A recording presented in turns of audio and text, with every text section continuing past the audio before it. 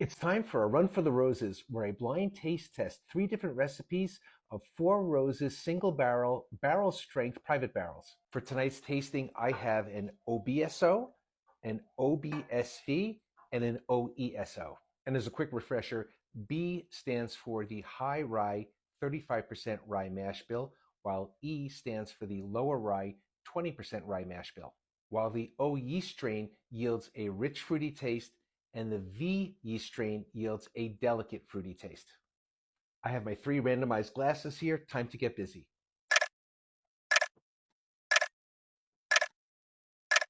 On the nose, there's a lot of similarities between these 2 glasses. These 2 glasses are fruity and floral, while this glass has a lot less fruit aroma and is spicier.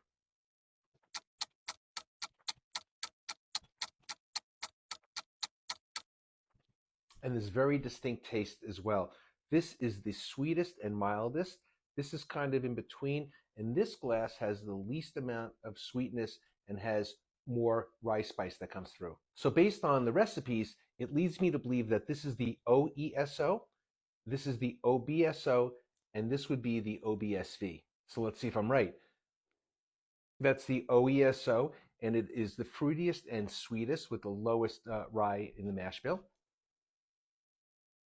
Yep, that's the OBSO. So similar in fruitiness, but more of the rye comes through. And then, of course, this would be the OBSV, which tends to have less of a fruity taste with more rice spice.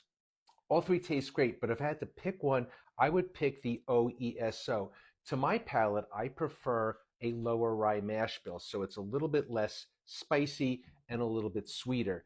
The other 2 are excellent, and I think if you tend to like a higher rye bourbon, then you can't go wrong with either the OBSO or the OBSV. Overall, these 4 roses single barrel strength private barrels get my highest recommendation. They are interesting, they're different, and you can typically find these for under $100. But what do I know? I'm just a regular guy sipping whiskey. Thanks for watching.